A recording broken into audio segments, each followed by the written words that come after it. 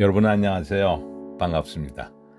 책 읽어주는 탤런트 송기훈입니다.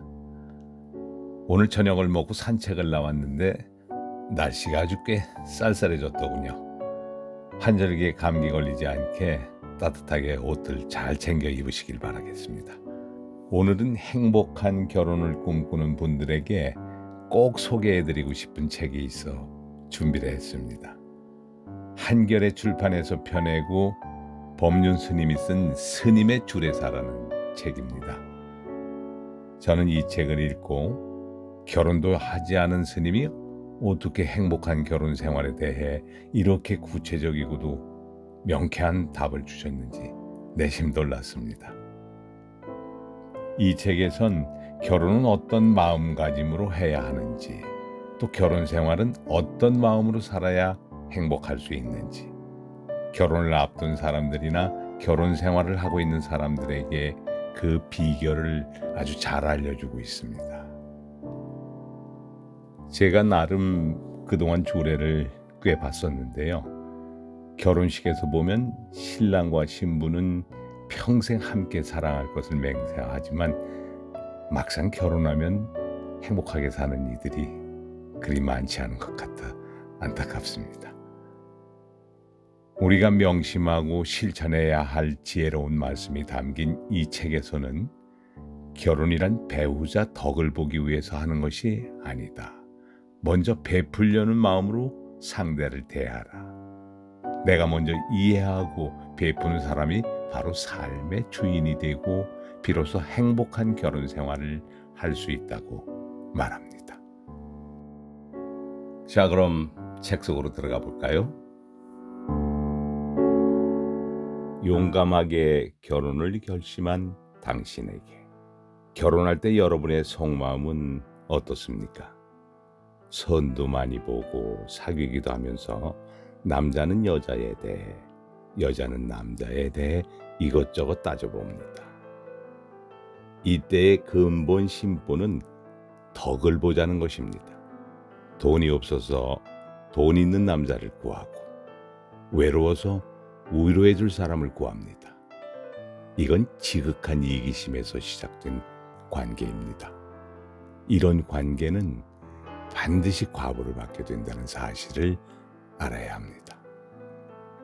행복은 결혼한다고 저절로 오는 것은 아닙니다.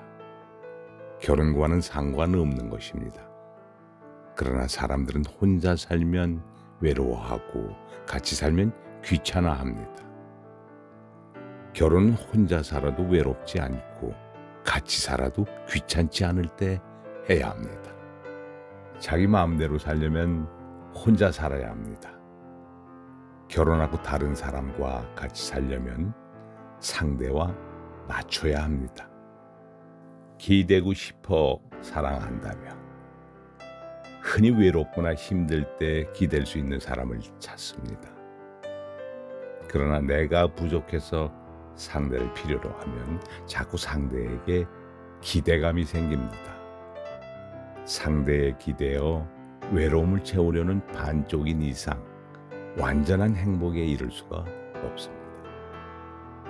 그러다가 한쪽이 떨어져 나가면 다시 반쪽이 되기 때문입니다. 상대가 없어도 내가 완전해야 합니다. 즉, 온쪽이 되어야 합니다. 행복한 가정을 만드는 마음. 결혼할 때는 서로 사랑하는 마음으로 결혼을 합니다. 이 마음이 10년, 20년, 30년 가면 얼마나 좋겠습니까? 검은 머리가 파뿌리가 될 때까지 어려운 일이 있거나 어떤 고난이 닥치더라도 서로 아끼고 사랑하며 서로 돕고 살겠는가 하고 주례가 물으면 예라고 철석같이 약속을 합니다. 그런데 그렇게 결혼해 놓고는 3년은커녕 3개월, 심지어 3일을 못 넘기고 남편 때문에 못 살겠다, 아내 때문에 못 살겠다, 불평불만을 늘어놓습니다. 그래서 결혼하기를 간절히 원했던 사람들이 함께 산 지 얼마 되지 않아서 아이고 괜히 결혼했네. 이럴 줄 알았으면 안 하는 게 나았을걸 하고 후회합니다. 그러면 헤어지면 되는데 많은 사람 앞에서 약속해놓고 안 살 수도 없어 어영부영하다가 아기가 생기니까 또 아기 때문에 헤어나지 못합니다. 이렇게 세월을 보내다 나중에는 아내가 남편에게, 남편은 아내에게 아이고 웬수야 라고 합니다. 결혼하고 남편 때문에 고생하다가 나이가 들면서 겨우 포기하면 그제야 좀 살만해집니다. 그런데 이번에는 또 자식의 애를 먹입니다. 자식이 사춘기 지나면서 어긋나고 온갖 애를 먹여서 죽을 때까지 자식 때문에 고생을 합니다. 이것이 인생사입니다. 그래서 결혼할 때는 세상을 다 얻은 듯이 기뻐하지만 한참 인생을 살다 보면 혼자 사는 스님 팔자가 부럽다. 이렇게 됩니다. 스님이 좋으면 처음부터 스님이 되지 왜 결혼해 살면서 스님을 부러워합니까? 이렇게 인생이 괴로움 속에 돌고 도는 데는 이유가 있습니다. 결혼할 때는 서로 좋아서 합니다. 그런데 결혼할 때 마음이 어떻습니까? 선도 많이 보고 사귀기도 하면서 남자는 여자에 대해, 여자는 남자에 대해 이것저것 따져봅니다.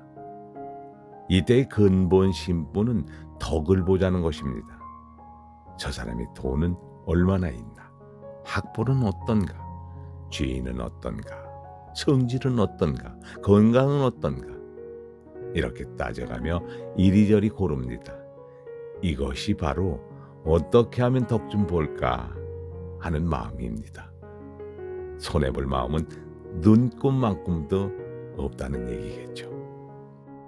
아내는 남편에게 덕 보자고 하고 남편은 아내에게 덕 보겠다는 마음이 살다 보면 다툼의 원인이 됩니다.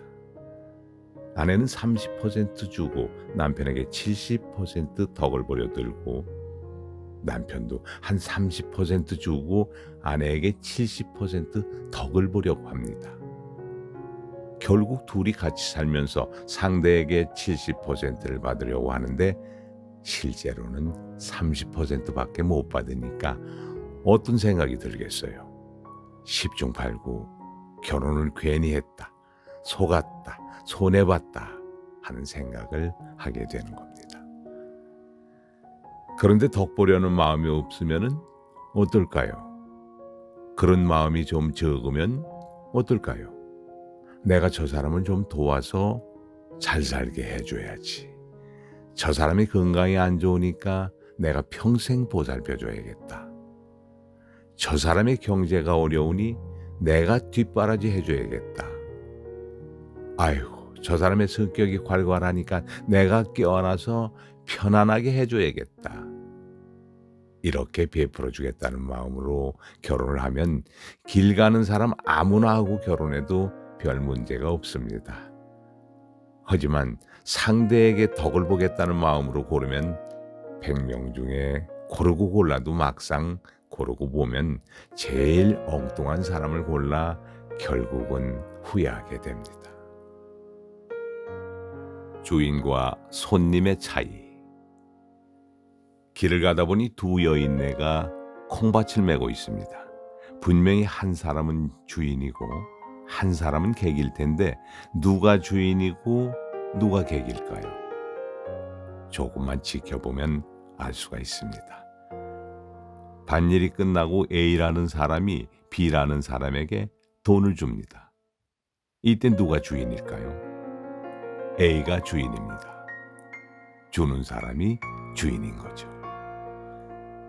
밭일이 끝나고 A가 B에게 수고했습니다 라고 해요. 그러면 우리는 A가 주인이라는 사실을 금방 알 수 있습니다.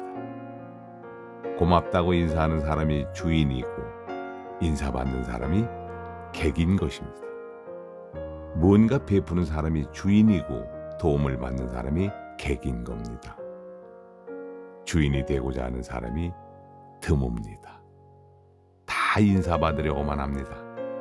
사랑받으려고만 합니다. 이해받으려고만 하고 도움을 받으려고만 합니다. 그러다 보니 항상 객군으로 떠도는 겁니다. 떠돌이 신세로 늘 헐떡거리면서 사는 겁니다. 먼저 주는 사람이 될 때 비로소 주인이 될 수 있다는 사실을 기억하시기 바랍니다. 네, 어떠셨나요?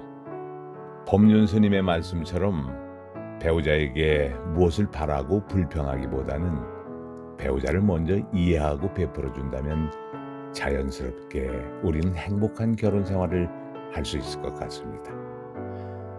이 책은 종교와 상관없이 사랑과 연애 그리고 행복한 결혼을 꿈꾸신다면 꼭 한번 읽어보시길 추천드립니다. 오늘도 함께 해주신 여러분께 감사드리면서 지금까지 책 읽어주는 탤런트 송기훈이었습니다.